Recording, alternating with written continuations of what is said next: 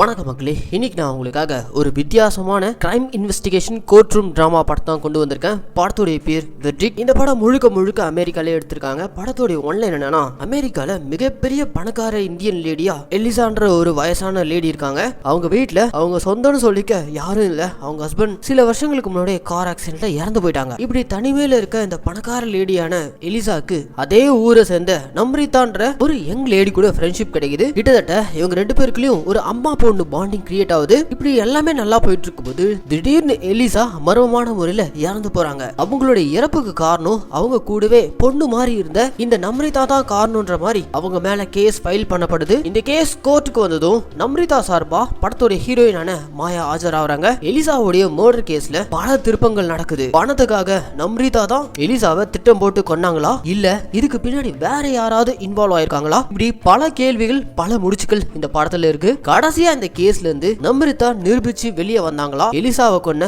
உண்மையான கொலையாளி யாரு? இப்படி இந்த எல்லா கேள்விகளுக்கும் நாம நினைச்சு கூட பார்க்க முடியாத அளவுக்கு கிளைமேக்ஸ்ல ஒரு பேங்கரான ட்விஸ்டோட சொன்ன படம் தான் இந்த தி வெர்டிக்ட். இப்போ நம்ம இந்த படத்துடைய முழு கதைக்குள்ள போறதுக்கு முன்னாடி நம்ம சேனலுக்கு நீங்க புதுசா வந்தீங்கன்னா மறக்காம நம்ம தமிழ் மினி தியேட்டரை சப்ஸ்கிரைப் பண்ணிக்கோங்க. அண்ட் இந்த வீடியோ உங்களுக்கு பிடிச்சிருந்துச்சுன்னா இந்த லைக், கமெண்ட், ஷேர் இதெல்லாம் மறக்காம பண்ணிடுங்க.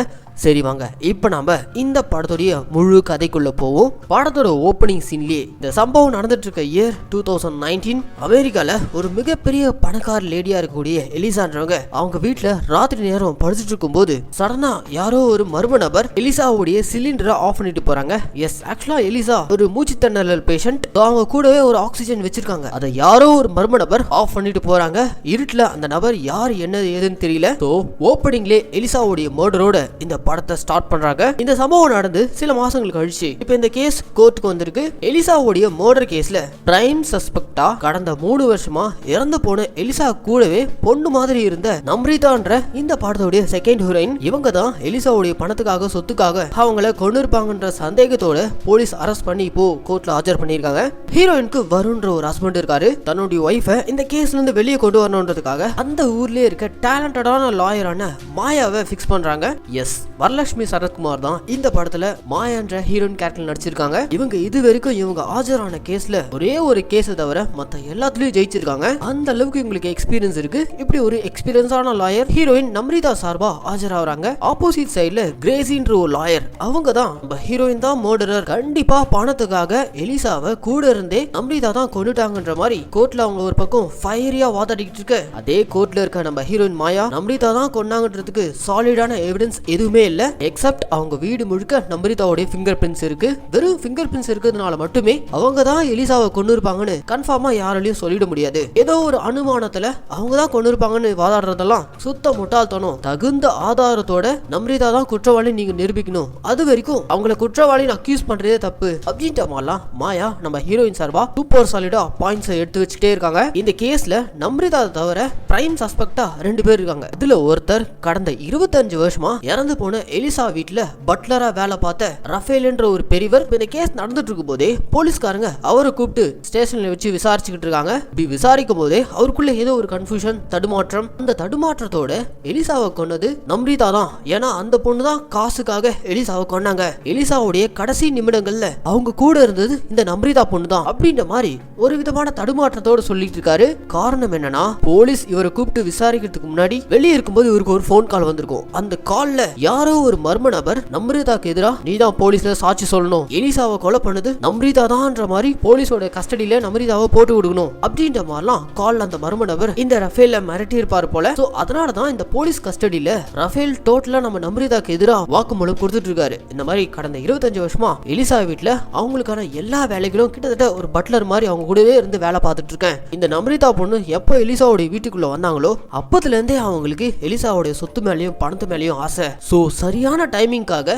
காத்திருந்து யாரும் இல்லாதப்போ எலிசாக்கு மூச்சு கொடுத்துட்டு இருந்த அந்த சிலிண்டரை டர்ன் ஆஃப் பண்ணிட்டு போயிருக்காங்க. இதனாலதான் எலிசா மரணிச்சிருக்காங்க. சோ என்னால எங்க வேணா வந்து நம்ரிதாக்கு எதிராக சாட்சி சொல்ல முடியும் அப்படின்ற மாதிரிலாம் இந்த ரஃபேல் போலீஸ் கஸ்டடியில சொல்ல, இவர் கொடுத்த இந்த வாக்கு மூலம் எல்லாத்தையும் போலீஸ்காரங்க நோட் டவுன் பண்ணி அடுத்த சீன்லயே கோர்ட்ல இந்த ரஃபேல ஆஜர் பண்றாங்க. கஸ்டடியில ரஃபேல் என்னென்னலாம் சொன்னாரோ எல்லாத்தையும் கோர்ட்ல நம்ம ரஃபேல் வந்து சொல்ல, நாளுக்கு நாள் இந்த கேஸ்ல நம்ரிதா தான் குற்றவாளி நிரூபிக்கிற விதமா ஸ்ட்ராங் ஆயிட்டே போயிட்டு இருக்கு. அப்பதான் நம்ம மாயா கோர்ட்ல நம்ரிதாக்கு எதிராக சாட்சி சொல்ல வந்திருக்க ரஃபேல கிடுக்கு பிடிக்கிற மாதிரி சில கேள்வி கேள்விகள் கேக்குறாங்க. நீங்க எப்படி அவ்வளவு கன்ஃபார்மா நம்ரிதா தான் எலிசாவை கொன்னிருப்பாங்கன்னு சொல்றீங்கன்ற மாதிரிலாம் கேட்க, எல்லாமே பணத்துக்காக தான். நம்ரிதா ஏகப்பட்ட பைனான்சியல் பிரச்சனையில இருந்தாங்க. இதெல்லாம் எலிசாவுக்கும் நல்லாவே தெரியும். ஒரு நாள் எலிசா நம்ரிதாவை கூப்பிட்டு உங்களுடைய ப்ராப்பர்ட்டி டாக்குமெண்ட்ஸ், அந்த உயில், அது எல்லாத்தையுமே நம்ரிதா கிட்ட காமிச்சிருக்காங்க. அவங்களுடைய உயில்ல எலிசாவுடைய சொத்துல ஒரு பெரும் பங்கு, கிட்டத்தட்ட 200 மில்லியன் நம்ரிதா மேலயும் அவங்க ஹஸ்பண்ட் வருண் மேலயும் எழுதி வச்சிருக்காங்க. எலிசா இறந்ததுக்கு அப்புறம் அந்த 200 மில்லியன் நம்ரிதாக்கும் அவங்க ஹஸ்பண்ட் வருணுக்கு தான் போய் சேர்ந்திருக்கும். அந்த சொத்தும் அந்த பணமும் நம்ரிதாவுக்கு உடனடியா தேவைன்றதுக்காக தான்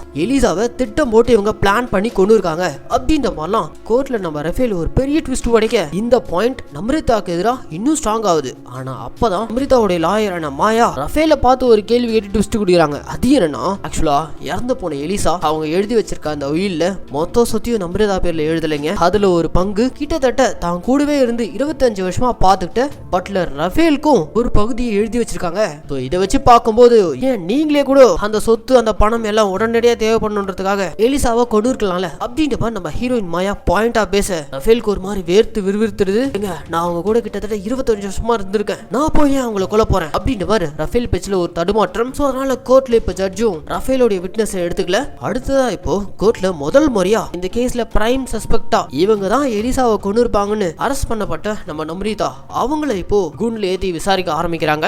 சொல்லுங்க, முதல் முறையா நீங்க எலிசாவை எப்ப சந்திச்சீங்க, உங்களுக்கும் எலிசாவுக்கும் எப்படி பழக்கம் ஏற்பட்டுச்சு, இந்த மாதிரிலாம் கேள்விகளை கேட்க அப்படியே நம்ம நம்ரிதா எமோஷனல் ஆயிட்டு அவங்க எலிசாவை சந்திச்ச அந்த பிளாஷ்பேக் குள்ள போறாங்க. சரியா ஒரு 3 வருஷத்துக்கு முன்னாடி நம்ரிதா தான் ஹஸ்பண்ட் வருணோட ஒரு மாலுக்கு போயிருக்காங்க. அங்க போன இடத்துல எலிசாவும் ஷாப்பிங் பண்றதுக்காக வந்திருந்திருக்காங்க. எலிசாவால நடக்க முடியாதனால அவங்க வீல் சேர்ல வந்திருக்காங்க. நம்ரிதா ஒரு பக்கம் ஹஸ்பண்ட் கூட ஷாப்பிங் பண்ணிட்டு இருக்கும்போது இந்த பக்கம் வீல் சேர்ல எலிசா ஒரு பக்கம் ஷாப்பிங் பண்ண பேக்ஸோடு இருக்கு. யாரோ அந்த பக்கம் கிராஸ் பண்ணும்போது அவங்க பேக் எல்லாம் தட்டி விட்டு போக இதை பார்த்த நம்ம ஹீரோயின் போயிட்டு அந்த பேக் எல்லாத்தையும் எலிசாக்கு எடுத்து கொடுத்து ஹெல்ப் பண்றாங்க. அப்படி ஹெல்ப் பண்ணும் போதே எலிசா நம்ம நம்ரிதாவை பார்த்து நீ தமிழ் பொண்ணு தானமா அப்படின்ற மாதிரி பேசி அறிமுகமாகி அந்த தருணத்துல இருந்து 2 பேருக்குள்ளயும் ஒரு நல்ல ஃப்ரெண்ட்ஷிப் ஏற்படுது. அதுக்கப்புறம் எலிசா தான் அந்த ஊர்ல ஒரு மிகப்பெரிய பணக்கார லேடின்ற விஷயமும் நம்ம ஹீரோனுக்கு தெரிய வர ஒரு சில நாட்கள்ல எலிசா கிட்ட இருந்து ஹீரோனுக்கு ஒரு ஃபோன் கால், நீ என் வீட்டுக்கு வாமான்ற மாதிரி கூப்பிட்டுருக்காங்க.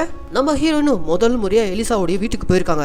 ஒரு மிகப்பெரிய பிரம்மாண்டமான வீடு. அந்த வீட்டுல எலிசா மட்டும் தான் தனிமையில வாழ்ந்துட்டு இருக்காங்க. அவங்களுக்கு கூட மாட வேலை பார்க்கறதுக்கு பட்லரா ரஃபேல் என்றவர் இருக்காரு. இப்ப ஹீரோயின் வந்ததுமே எலிசா நம்ரிதா கிட்ட ரொம்ப சகஜமா தான் ஒரு பணக்கார லேடினே காமிச்சுக்காம ரொம்பவே ஒரு ஃப்ரெண்ட்லியான மேனர்ல பேசுறாங்க. இப்படி உங்களுடைய கான்வர்சேஷன் அப்பவே நம்ரிதா என்ன பண்றாங்க, அவங்களுக்கு மேரேஜ் ஆயிடுச்சா, அவங்க என்ன ஒர்க் பண்றாங்க, இத பத்திலாம் எலிசா கேட்டு தெரிஞ்சுக்கிறாங்க. நம்ரிதாக்கும் வருணுக்கும் மேரேஜ் ஆகி கிட்டத்தட்ட 10 இயர்ஸ் ஆகுது. ஹீரோயின் பினான்சியலா ஸ்ட்ரகிள் ஆயிட்டு இருக்க ஒரு பொண்ணு தான். இவங்களுக்கு ஏகப்பட்ட லோன்ஸ் கடன்லாம் இருக்கு. இதுக்கு நடுவுல இவங்க தியேட்டர் ஆர்டிஸ்டா ஆக்டிங்ன்ற பேஷன் நோக்கி ஓடிட்டு இருக்க அதே சமயம் ஒரு பிசினஸ் கன்சல்டன்டாவும் இவங்களை பத்தின விஷயங்கள் எல்லாத்தையுமே நம்ம நம்ரிதா எலிசா கிட்ட ஷேர் பண்ணிட்டு இருக்காங்க. அப்படியே நாட்கள் ஓடுது. நம்ம நம்ரிதா கிட்டத்தட்ட எலிசாவை தான் அம்மாவா பார்க்க ஆரம்பிச்சிட்டா. ஏன்னா நம்ரிதாக்கு அப்பா அம்மான்னு யாரும் இல்ல. அதே மாதிரி எலிசாவுக்கும் யாருமே இல்ல. இவங்க இந்த உலகத்திலே அதிகமா நேசிச்சது இவங்களுடைய ஹஸ்பண்ட் ஹென்றி தான். ஆனா அவரும் இறந்துட்டாரு அப்படின்ற மாதிரிலாம் எலிசா ஒரு மாதிரி சோகமா நம்ம ஹீரோயின் கிட்ட சொல்லிட்டு இருக்க. பேசிட்டு இருக்கும் போதே எலிசாக்கு ஒரு மாதிரி மூச்சு திணறல் ஏற்படுது.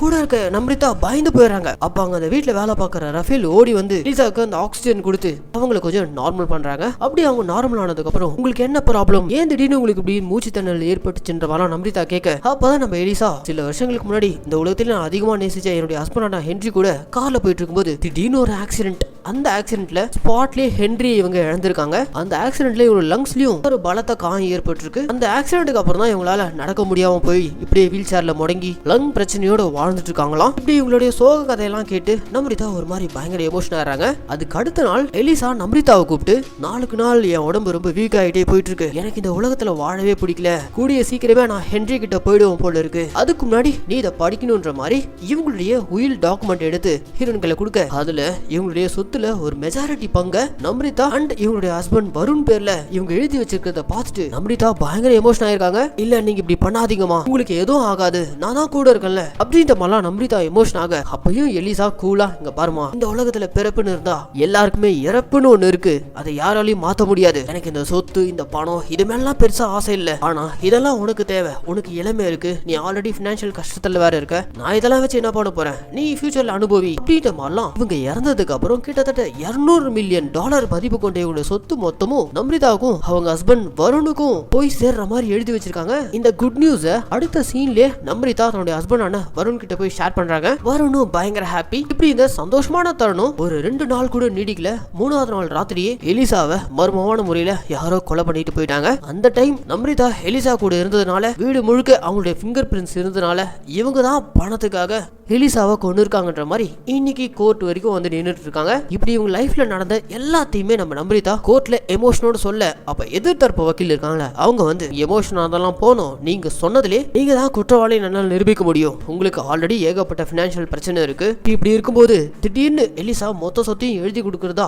அந்த உயில் படிச்சதுமே உங்களுக்கு உடனடியா அந்த பணம் வரணுன்றதுக்காக தான் நீங்க அவங்கள திட்டம் போட்டு கொலை பண்ணிடுறீங்க அப்படின்ற மாதிரி எதிர்த்தரப்பு வக்கீல் நம்ம நம்ரிதாவை பார்த்து சொல்ல, அப்ப அந்த ஸ்பாட்லயே நம்ரிதா சார்பா வாதாடிட்டு இருக்க ஹீரோயின் மாயா இருக்காங்களே அவங்க ஒரு சாலிடான பாயிண்ட் எடுத்து வைக்கிறாங்க. ஆக்சுவலா நம்ம ஹீரோயின் ஒரு பிசினஸ் கன்சல்டன்டாகவும் இருக்காங்களே, அவங்க ஆல்ரெடி அவங்களுடைய பினான்சியல் ப்ராப்ளம் எல்லாம் சால்வ் பண்ற விதமா எலிசா கிட்ட இருந்து லோன் அமௌண்ட் வாங்கி சில ஸ்டாக்ஸ்ல எல்லாம் இன்வெஸ்ட் பண்ணி இருக்காங்க. அதுல இருந்து இவங்களுக்கு கண்டிப்பா ப்ராஃபிட் வரும். அப்புறம் எதுக்காக இவங்க தேவையில்லாம பணத்துக்காக எலிசாவை கொலை பண்ணணும், அவங்க தான் ஆல்ரெடி அவங்க போனதுக்கு அப்புறம் மொத்த சத்தி இவங்க தான் அனுபவிக்க போறாங்கன்ற மாதிரி உயில் எழுதி வச்சிருக்காங்களே, எதுக்காக தேவையில்லாம நம்ரிதா எலிசாவை கொல்லணும், இதெல்லாம் பாயிண்ட்லெஸ்ஸா இருக்கே அப்படின்னும் போது அப்ப ஸ்பாட்ல எதிர்த்தரப்பு வக்கீல் இன்னொரு ட்விஸ்டான பாயிண்ட் வைக்கிறாங்க. எப்போ நம்ரிதாக்கு எலிசா தான் பேர்ல மொத்த சொத்தி எழுதி வச்சிருக்காங்கன்ற விஷயம் தெரிய வந்துச்சோ அதுக்கப்புறம் தான் அவங்களோட ஆக்டிவிட்டிஸ் மாறி இருக்கும். எலிசா சாகிறதுக்கு ஒரு 3 நாளுக்கு முன்னாடி நம்ரிதா கார் ஷோரூம் போயிட்டு லக்ஸூரியஸான காரை டெஸ்ட் டிரைவ் பண்ணிட்டு வந்திருக்காங்க. அதுக்கான ப்ரூஃப்ஸ் எல்லாம் இருக்கு. சோ இவங்க பேர்ல எலிசா மொத்த சொத்தி எழுதி வச்சிருக்காங்கன்ற விஷயம் தெரிய வந்ததுமே இவங்க லக்ஸூரியஸான லைஃப்க்கு மூவ் ஆன் ஆகியிருக்காங்க. ப்ரீ பிளான்டா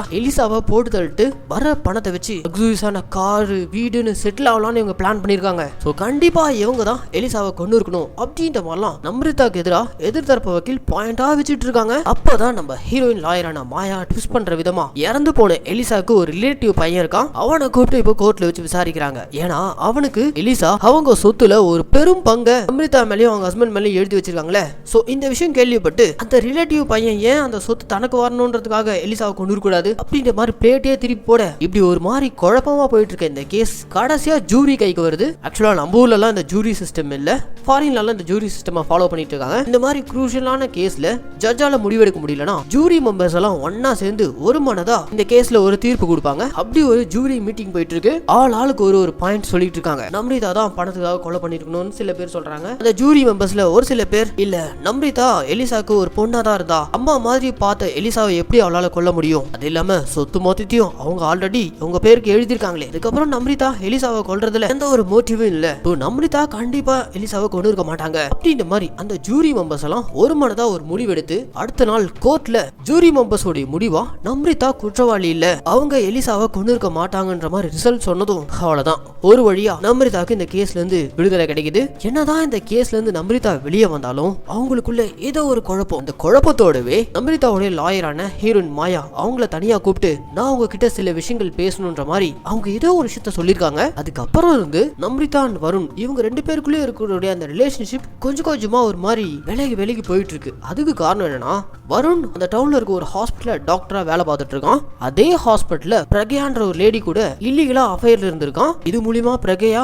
பிரெக்னன்ட் ஆயிருக்கா. பிரெக்னன்ட் ஆன பிரக்யா வருண் ஹாஸ்பிட்டல் இருக்கும்போது தனியா கூப்பிட்டு இங்க பாரு நம்ம பிரெக்னன்ட் ஆயிட்டோம், எப்ப நீ நம்ரிதாவோட ரிலேஷன்ஷிப்பை முறியடிச்சிட்டு என்கிட்ட வர போற, நம்ம 2 பேரும் கல்யாணம் பண்ணிக்கலாம் அப்படின்ற மாதிரிலாம் இந்த பிரக்யான்ற பொண்ணு கூப்பிட்டு இப்ப பிரெக்னன்டா இருக்கிற விஷயம் தெரிய வந்ததுமே இந்த வருண் ஒரு மாதிரி டென்ஷனா வரான். ஹே உன்னால சேஃப்டியா இருக்க முடியாதா, சரி இது ஒர்க் அவுட் ஆகுது, முதல்ல நீ அபார்ட் பண்ணிக்கோ, மொத்ததெல்லாம் அப்புறம் பேசிக்கலாம் அப்படின்ற மாதிரி இவன் பிரக்யாவையும் ஏமாத்த பாக்குறான். அண்ட் இவன் ஹாஸ்பிட்டல் இந்த மாதிரி பிரக்யான்ற பொண்ணு கூட அஃபேர்ல இருக்கான்ற விஷயமும் நம்ரிதாக்கு அவளுடைய ஃப்ரெண்டு மூலியமா தெரிய வந்துடுச்சு. அப்படி இருந்தும் இவங்க டைரக்டா அதை பத்தியெல்லாம் வருண் கிட்ட கேட்காம அடுத்த நாள் வருண் பர்த்டே, சோ அவனுடைய பர்த்டேவை செலிப்ரேட் பண்ற விதமா வருணுடைய ஃப்ரெண்ட்ஸ் எல்லாம் இன்வைட் பண்ணிருக்காங்க. நம்ரிதா பிரக்யாவையும் இன்வைட் பண்ணிருக்காங்க. கூடவே ஹீரோயின் இந்த கேஸ்ல இருந்து வெளிய வரதுக்காக ஹெல்ப் பண்ண லாயர் மாயா அவங்களையும் கூப்பிட்டுருக்காங்க. எல்லாரும் அந்த வீட்டுல ஒன்னா வருணுடைய பர்த்டேவை செலிப்ரேட் பண்ண இந்த பார்ட்டில பிரக்யா மட்டும் ஒரு மாதிரி இருக்கா.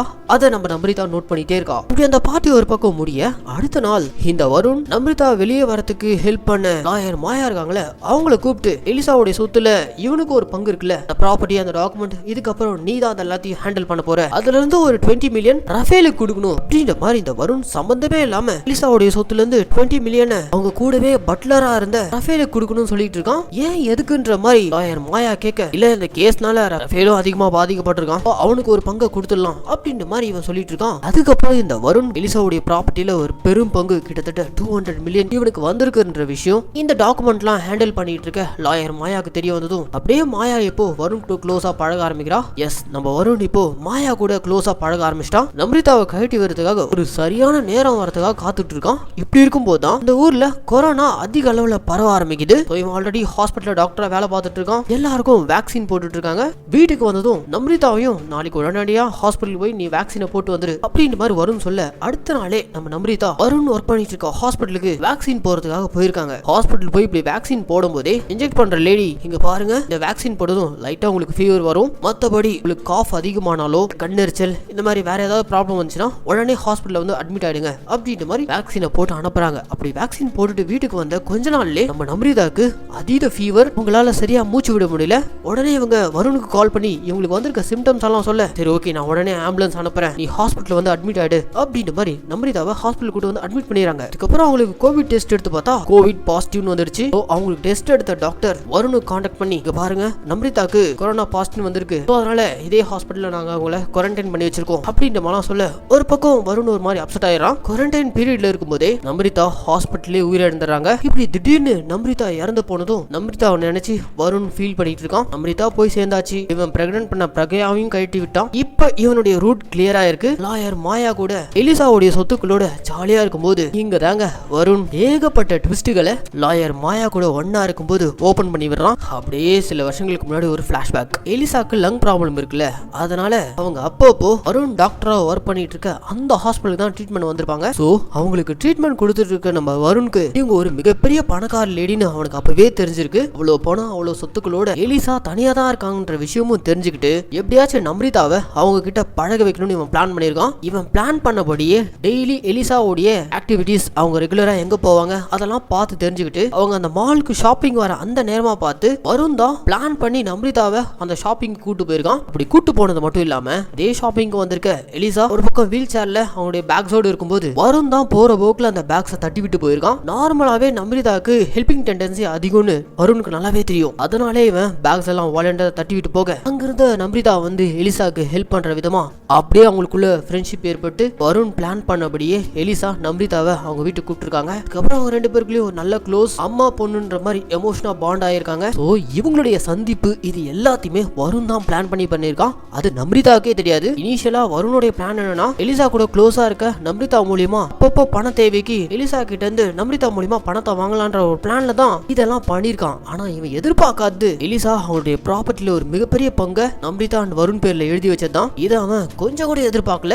இந்த உயிலை பத்தி நம்ம நம்ரிதா வருண் கிட்ட சொன்னதுமே அப்பவே அவன் பிளான் பண்ணிட்டான். மொத்த சொத்தையும் உடனடியா அனுபவிச்சானும். ஆனா அதுக்கு எலிசா சாகர வரைக்கும் வெயிட் பண்ண முடியாதுன்னு சொல்லிட்டு அடுத்த 2-3 நாள்லயே நம்ரிதாக்கே தெரியாம அந்த நைட் யாரும் இல்லாதப்போ நைஸா அவங்க வீட்டுக்குள்ள இறங்கி எலிசா நல்லா அசந்து தூங்கிட்டு இருக்கும்போது அவங்களுக்கு ஆக்சிஜன் சப்ளை ஆயிட்டு இருக்க அந்த சிலிண்டரை டர்ன் ஆஃப் பண்ணிட்டு வந்துடுறான். ஸோ ஆக்சுவலா எலிசாவை கொன்னதே இந்த வருண் தான். இப்படி இவன் போட்டதுல கதை எல்லாத்தையுமே மாயா கூட க்ளோஸா இருக்கும்போது எல்லாத்தையும் உளர மாயா தந்திரமா இது எல்லாத்தையும் போன்ல ரெக்கார்ட் பண்ணிக்கிறாங்க. இங்க தாங்க இன்னொரு பங்கமான ட்விஸ்ட். மாயா இப்போ நம்ரிதாவுக்கு கால் பண்ணி இந்த வருண்ன்ற பெரிச்சாலி ஆதாரத்தோட நல்லா வசமா நம்ம கிட்ட சிக்கிட்டான் அப்படின்ற மாதிரி நம்ரிதாவுக்கு கால் பண்ணுவாங்களா? எஸ், நம்ரிதா இன்னும் சாகலைங்க. இங்க தாங்க படத்தோட இன்னொரு பங்கமான ட்விஸ்ட். ஆக்சுவலா நம்ம ஹீரோயின் இந்த கேஸ்ல இருந்து வெளியே வந்தாங்களே, அப்படி வெளியில வந்ததுமே லாயர் மாயாவை தனியா கூப்பிட்டு பேசினாங்களே, அப்ப அவங்க என்ன பேசினாங்கன்ற ஒரு பிளாஷ்பேக். என்னதான் நான் அந்த கேஸ்ல இருந்து வெளியே வந்தாலும் ஆனா என்னை சுத்தி ஏதோ தப்பா நடக்க மாதிரி எனக்கு ஒரு ஃபீல் அப்படின்ற மாதிரி மாயா கிட்ட சில உண்மைகள்லாம் இவங்க ஷேர் பண்ண ஆரம்பிக்கிறாங்க. அது என்னன்னா எலிசா இறந்த அன்னைக்கு அந்த இரவு நம்ரிதா அந்த வீட்டுல தானே இருந்தாங்க. அவங்க எப்பவும் போல எலிசாவை செக் பண்றதுக்காக அவங்க பெட்ரூம் போனா அவங்க ஒரு மாதிரி மூச்சு திணறிட்டு இருக்கிறத பார்த்துட்டு உடனே இவங்க ஹெல்ப்புக்கு ரஃபேல கால் பண்ணி கூப்பிடுறாங்க. ஆனா அவன் காலே எடுக்கல. அவன் ஒரு பக்கம் நல்லா அசந்து தூங்கிட்டு இருக்கான். சரி 911 கால் பண்ணலாம் சொல்லிட்டு போன் எடுத்துட்டு 911 கால் பண்ணிட்டு வெளியில வந்தா அங்க இருட்டுல யாரோ ஓடுற மாதிரி நம்ரிதா பாக்குறாங்க. யார் அந்த நபர்னு பார்த்தா அது இந்த கல்பிரிட் வருண் தான். எஸ், அவன் தான் அந்த ஆக்சிஜனை டர்ன் ஆஃப் பண்ணிட்டு யாரும் பார்க்கலன்னு நினைச்சு அவன் கார் எடுத்து அங்கிருந்து போறான். ஆனா ஆக்சுவலா அந்த இரவே நம்ம நம்ரிதா வருண் வந்து இப்படி எலிசாவை கொண்டுட்டு போறத பாத்துட்டாங்க. அவ்வளவுதான் நம்ரிதா பயங்கர எமோஷன் ஆயிட்டாங்க. இவள பொண்ணா பாத்துக்கிட்ட எலிசாவை தன்னுடைய ஹஸ்பண்டான வருணே அப்படி கொண்டுட்டு போயிருக்கானே. ஆனா இந்த உண்மையை வெளியவும் சொல்ல முடியாம நம்ரிதா தவிச்சு போயிருக்காங்க. ஏன்னா வெளியில சொன்னா வருணுக்கு எதிராக எந்த ஒரு சாட்சியும் இல்ல. வீடு முழுக்கவே ஹீரோனோட ஃபிங்கர் பிரிண்ட் மட்டும் தான் இருக்கு. எப்படி இருந்தாலும் இந்த கேஸ்ல இவங்க தான் மாட்டுவாங்கன்னு அப்பவே நம்ம நம்ரிதாவுக்கு புரிஞ்சிருக்கு. இதுல இருந்து வெளியே வந்ததுக்கு அப்புறம் வருண் பண்ண தப்புக்கு அவனை மாட்டி விடலாம்னு சொல்லிட்டு பிளான் பண்ணிருக்காங்க. இவங்க பிளான் பண்ணபடியே லாயர் மாயா மூலியமா இந்த கேஸ்ல இருந்து நல்லபடியா வெளியே வந்ததுக்கு அப்புறம் நம்ரிதா தான் லாயர் மாயா கிட்ட நீ வருண் கூட க்ளோஸா பழகு அப்படின்ற மாதிரி அனுப்பி விட்டுருக்காங்க. எஸ், இந்த வருண் நம்ரிதாவை ஏமாத்திட்டான். அதே மாதிரி ஹாஸ்பிட்டல்ல பிரகயான்ற அந்த பொண்ணு ஏமாத்திட்டான். அடுத்து இவன் லாயர் மாயா கூட மேரேஜ் பண்ணுன்றதுக்காக நம்ரிதாவையும் கொல்றதுக்காக நல்ல சான்ஸ்க்காக வெயிட் பண்ணிட்டு இருக்கும்போது தான் COVID-19 இந்த வாய்ப்பை நம்ம விட்டுறக்கூடாதுன்னு சொல்லிட்டு ஹாஸ்பிட்டலுக்கு கட்டாயம் வேக்சின் போட நம்ரிதாவை வர வச்சு யாருக்கும் தெரியாம வேக்சின் இன்ஜெக்ஷன் பதிலா கோவிட் இன்ஜெக்ஷனை மாத்தி வச்சிருக்கான். ஆனா இவன் இப்படி பண்ண விஷயம் அதே ஹாஸ்பிட்டல்ல இருக்க இந்த வருண் பயவுலையா மாத்தின பிரகையா பாத்துட்டா. உடனே இந்த விஷயம் நம்ரிதாவுக்கு கால் பண்ணி இன்ஃபார்ம் பண்ண. சரி ஓகே, அவன் போட்ட பிளான் படியே போகட்டும். அவனுடைய பார்வையில நான் அந்த இன்ஜெக்ஷனை போட்டு சாகுற மாதிரியே சாகுறேன். கடைசியில் அவனை கையுங்களுமா எவிடன்ஸோட பிரிப்போன்ற மாதிரி இவங்க ஆக்சுவலா அவன் மாத்தி வச்சா அந்த இன்ஜெக்ஷனை போட்டிருக்கவே மாட்டாங்க, வேக்சினை தான் போட்டிருப்பாங்க. ஆனா இந்த விஷயம் வருணுக்கு தெரியாது. அவனை பொறுத்த வரைக்கும் நம்ரிதா இவன் மாத்தி வச்ச அந்த கோவிட் இன்ஜெக்ஷன் போட்டதுனால தான் இறந்து போயிருக்கா. அதே மாதிரி வெளி உலகத்தை பொறுத்த வரைக்கும் இவன் மேலே யாருக்கும் சந்தேகம் வராது. கோவிட்ல தான் நம்ரிதா இறந்து போயிட்டான்ற மாதிரி எல்லாரையும் நம்ப வச்சு எல்லாரையுமே முட்டாளாக்கி ஏமாத்திட்டுன்ற மாதிரி இந்த வருண் நம்பிக்கிட்டு இருக்கான். ஆனா நம்ரிதாவும் லாயர் மாயாவும் சேர்ந்து அவனுக்கே தெரியாம அவனுக்கு பின்னாடி வேலை பார்த்து ஒரு பெரிய ட்விஸ்ட் கொடுத்து கடைசியில எல்லா ஆதாரத்தோட அவனை பிடிச்சி ஜெயில போடுறாங்க. இப்படி ஒரு வழியா எல்லா ப்ராப்ளம் முடிஞ்சதுக்கு அப்புறம் நம்ம நம்ரிதா லாயர் மாயா கடைசி வரைக்கும் எலிசாக்கு விசுவாசமா இருந்த பட்லர் ரஃபேல் இப்படி இவங்க எல்லாருமே சந்தோஷமா எலிசாவுடைய ப்ராப்பர்ட்டில வாழ ஆரம்பிக்கிறாங்க. அப்படி இந்த படத்தையும் முடிக்கிறாங்க. ஏன்னா மக்களே, இந்த படம் ஒரு மாதிரி வித்தியாசமா இருந்துச்சுங்களா? கண்டிப்பா இந்த படத்துல வந்த ட்விஸ்டான நீங்க கெஸ் பண்ணிருக்க மாட்டீங்க நான் நம்புறேன். அப்படி நீங்க முன்னாடியே கண்டுபிடிச்சிருந்தீங்கன்னா மறக்காம கமெண்ட் பண்ணுங்க. அண்ட் இதே மாதிரி தொடர்ந்து நம்ம மினி தியேட்டர்ல ரிலீஸ் ஆகக்கூடிய படங்கள்லாம் நீங்க பார்க்கணும்னு ஆசைப்பட்டீங்கன்னா மறக்காம நம்ம தமிழ் மினி தியேட்டரை சப்ஸ்கிரைப் பண்ணிக்கோங்க. கூடவே பெல் ஐக்கானையும் பிரஸ் பண்ணிக்கோங்க. அப்பதான் நம்ம மினி தியேட்டர்ல ரிலீஸ் ஆகக்கூடிய படங்கள்லாம் உங்க கைக்கு டைமிங் வந்து சேரும். அண்ட் இந்த வீடியோ உங்களுக்கு பிடிச்சிருந்துச்சுன்னா இந்த லைக் கமெண்ட் ஷேர் இதெல்லாம் மறக்காம பண்ணுங்க. இதே மாதிரி ஒரு சூப்பரான படத்தோட நான் உங்களை நாளைக்கு சந்திக்கிறேன். டாடா பாய்.